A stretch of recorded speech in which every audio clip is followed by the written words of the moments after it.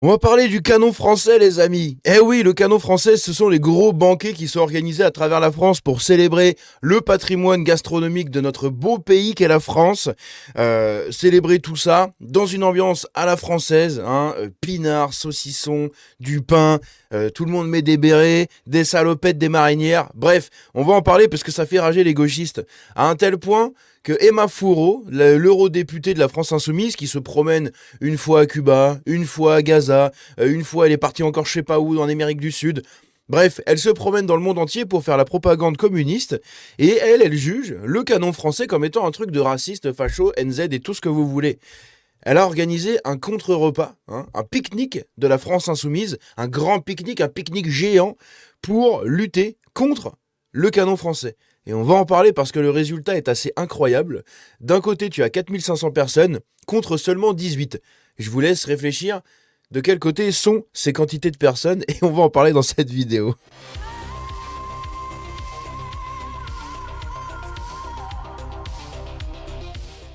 Donc le canon français, c'est quoi? Le canon français, rappelez-vous, ce sont ces banquets, voilà, comme ici, qui sont organisés avec des milliers de convives. C'est une entreprise, hein, française qui vise du coup à organiser comme ça des repas géants dans des salles des fêtes, dans des gymnases, dans tous ces trucs-là, à travers la France, pour célébrer le patrimoine gastronomique français. Voilà. Le truc, c'est que c'est une ambiance à la française. Il y a des chants français qui sont entonnés. C'est une ambiance à la française, hein, comme je l'ai dit, un pinard, saucisson et compagnie, hein, de la barbaque, etc.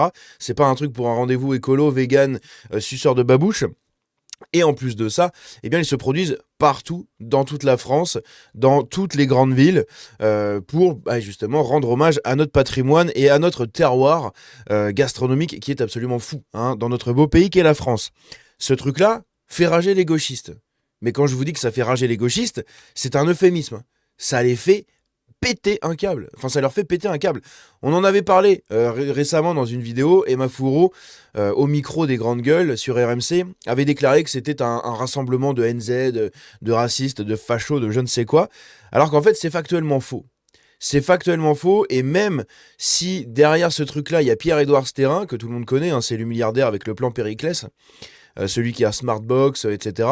Et du coup, il est rentré en fait au capital du canon français en 2024 avec son fonds d'investissement Odyssée, je sais plus quoi là. Et ça c'est pareil, c'est un des trucs aussi qui fait que les gauchistes ragent, parce que entre Stérin et Bolloré, ils en peuvent plus. T'sais, on en a que deux de notre côté, mais ils en peuvent plus. C'est beaucoup trop. Pour eux, ça y est, c'est mort.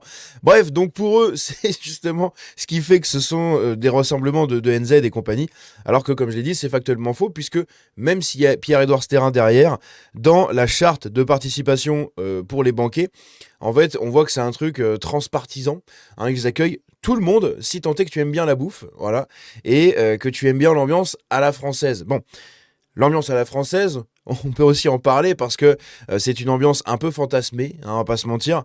Pour ceux qui sont campagnards comme moi depuis toujours, qui sont nés dedans et tout, quand on faisait des grands banquets, des grandes cousinades, des grands repas pour les comices, pour ces choses-là, c'était pas non plus aussi caricatural ni cliché.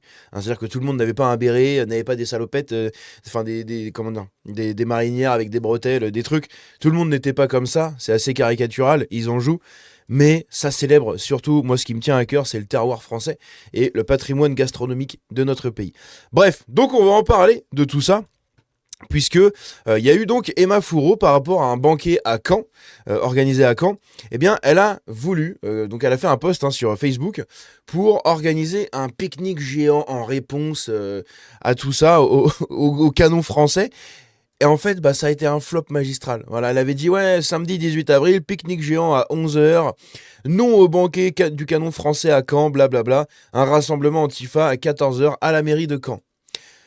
Ce qui est marrant, c'est que quand tu regardes ce que ça a donné, voilà, ça a donné ça. Voilà le nombre de personnes qui se sont rejoints pour faire le pique-nique géant. Ils étaient 18 pecnos. Voilà, 18 pulapis qui se sont rejoints sur une vieille table posée au milieu d'un vieux champ, enfin d'un truc, je sais pas ce que c'est là, un espèce de champ, une espèce de terrain vague, pour faire un pique-nique. T'as pas un noir, t'as pas un arabe, t'as que des blancs. Et après, c'est eux qui vont nous faire chier avec le multiculturalisme. Une fois de plus, c'est une évidence, hein, ce que je dis, mais c'est la réalité. Bref, c'est assez ridicule.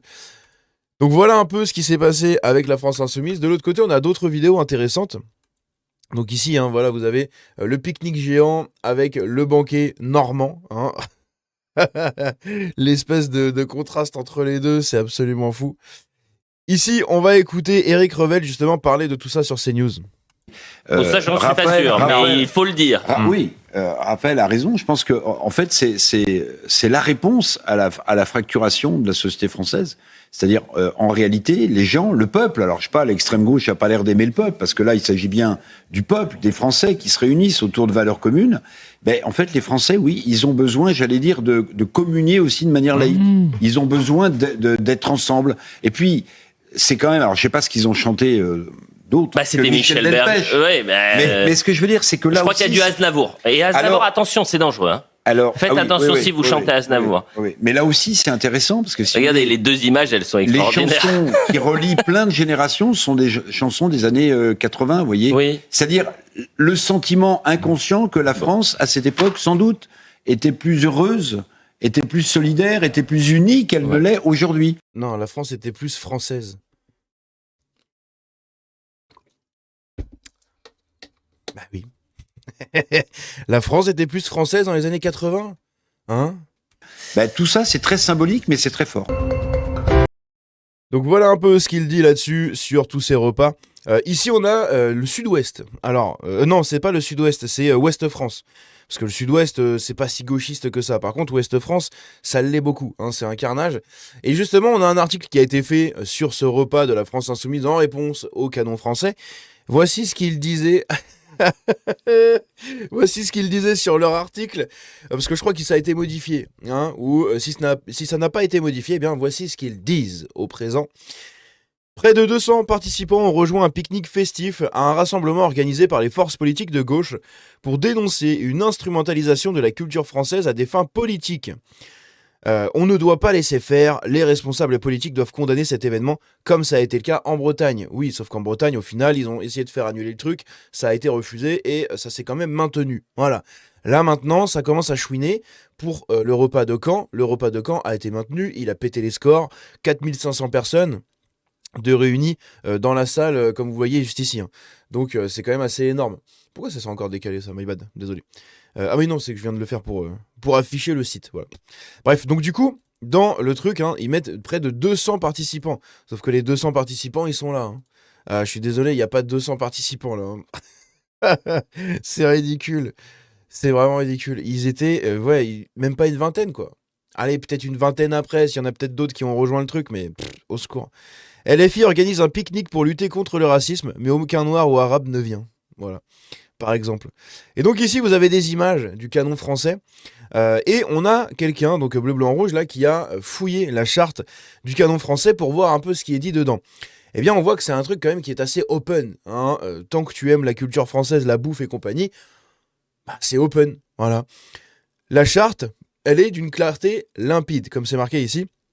Il y a un refus d'imposer ses idées politiques, hein, une interdiction des accessoires ou de signes partisans, pas de chants déplacés. Nos événements célèbrent la culture française mais sont ouverts à tous sans exception. Rejet des gestes grivois insultants ou vulgaires. Condamnation ferme de toute forme de violence physique ou verbale. Voilà. Malgré cette ligne irréprochable, la secte insoumise n'a pas hésité à les classer dans la catégorie facho. Voilà. Mais le seul truc, c'est qu'en fait, ils célèbrent la culture française, des musiques françaises, de la bouffe française, hein, le terroir français, hein, le pinard, le cochon, la viande, de partout. Hein, quand ils ont fait les repas dans le sud-ouest, du foie gras à foison et tout. Bref, c'était un truc de fou. Et pourtant, les gauchistes n'aiment pas ça. C'est assez rigolo. Ici, on a une autre vidéo où ils vont chanter la Marseillaise.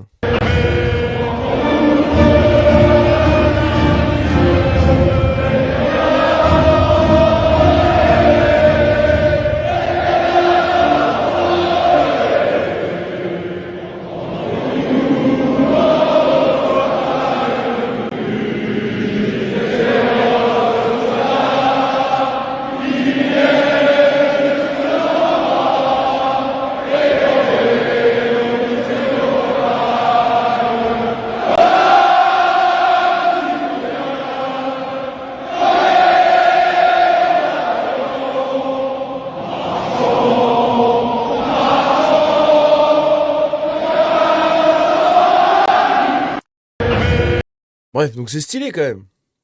C'est stylé. Et pourtant, ils aiment pas ça. Ils aiment pas ça, c'est dingue. On a même Quotidien qui essaye de les faire passer pour des cons, mais au final, le mec de Quotidien, à la fin, va dire oui, bah, en vrai, c'est vrai que moi, j'ai vu rien de choquant. Tout le monde faisait la fête, quoi. C'est ridicule, on va regarder ça.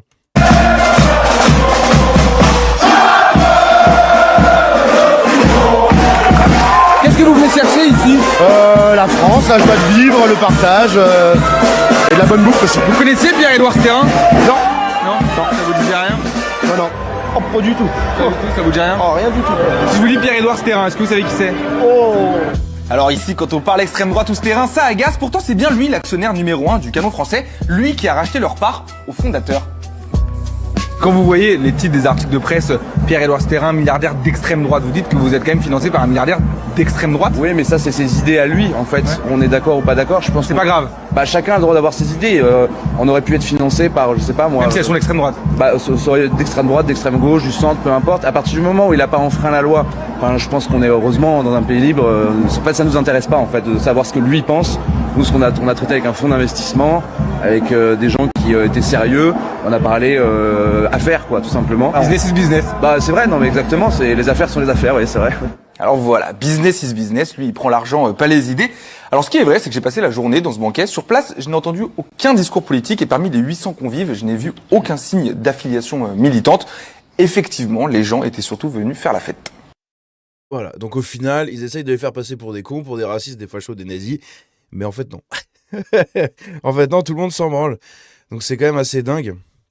Ici, vous avez d'autres images, hein, je vais vous les mettre en fond pour que vous puissiez voir un peu ce qu'il y a. Mais vous voyez qu'en fait, c'est juste la bonne ambiance, d'accord? C'est passé une soirée, je crois que c'est même une journée des fois, une journée d'exception, avec comme ça du patrimoine gastronomique de malade, vraiment. Ça me donne faim hein, quand je vois tout ce fromage, toute cette barbaque, etc. Putain, regardez-moi ça là. Ça donne faim. Hein. Des charcuteries de partout, de la viande de partout, du fromage, du pinard, du machin. Bref, c'est vraiment fait pour célébrer notre terroir, notre gastronomie. Donc, encore une fois, c'est caricatural, avec les bérets, les machins, les trucs. Mais c'est la bonne ambiance. En fait, tu cherches à faire ça. Étant donné que dans les villages, ça n'existe plus, les repas comme ça, hein, ça se fait plus quasiment. Avant, il y avait les repas de chasse, il y avait les repas pour les comices, il y avait les repas pour l'ouverture de la pêche, il y avait les repas pour la fin de la chasse, et bref, il y avait des repas tout le temps qui étaient organisés dans les villages. Ça n'existe plus. Maintenant, plus personne ne fait ça quasiment, puisque les organisateurs qui faisaient ça, quand moi j'étais petit, c'était déjà des anciens, et maintenant ils ont tous passé l'arme à gauche. Ils sont tous en train de manger les pissenlits par la racine, si vous voyez ce que je veux dire. Donc en fait, ça n'existe plus. Voilà. Et ça se perd de plus en plus. Le canon français, même si c'est caricatural, essaye de réveiller un peu ce truc-là dans beaucoup de... Bon, après, ça se fait dans des grandes villes. Hein. C'est à Caen, par exemple. Donc après, tu as beaucoup de gens de la campagne qui peuvent se rejoindre. Mais c'est... Il y a une volonté un peu voilà, de restaurer un peu cet esprit franchouillard au repas, etc. Et pourtant, bah, ces gens-là pètent un câble. Les gauchistes pètent un câble là-dessus, quoi.